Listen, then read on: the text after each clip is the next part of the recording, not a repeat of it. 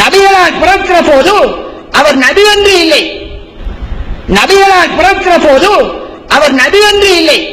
நபிகளால் பிறந்தது இந்த உலகத்திற்கு வந்தது அது ஒரு சந்தோஷத்துக்குரிய நாள், இறைவனுடைய அருள் இறங்கிய தினம்.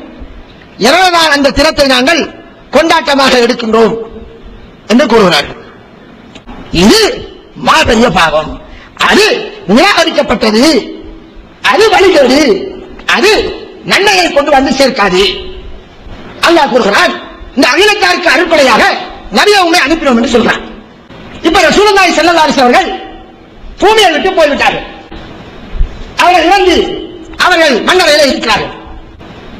அவர்கள் இறந்து அவர்கள் மண்ணறையில இருக்கிறார்கள்.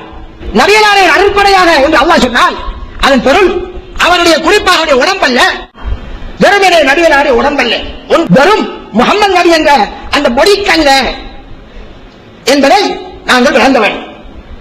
எல்லோருக்கும் கியாம நாள் வரை உள்ளவர்களுக்கு நபிகளார் அருட்படை என்று சொல்கிறார். நபிகளார் அவர்கள் தன்னுடைய 23 வருட அந்த நபித்துவத்தோடு இறந்து விட்டார்கள். இவ்வாறு பிறந்த தினத்தை கொண்டாட்டமாக எடுப்பது கிறிஸ்தவர்களின் கலாச்சாரம். இது மாபெரிய வழிகேடாகும்.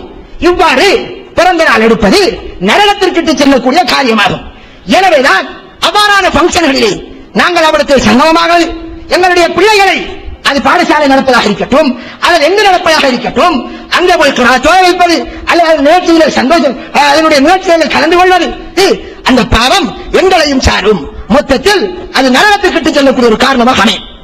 அடுத்ததாக இவர்கள் செய்வதை போன்று இவ்வாறான ஒரு அமைப்பு, இவ்வாறான கொண்டாட்டங்கள், விழாக்கள் மற்றும் மீலாது விழாவை முன்னிட்டு வெவ்வேறு மற்ற அபிவிருத்தி திட்டங்கள் எல்லாம் மார்க்கத்தில் அனுமதியாகாது.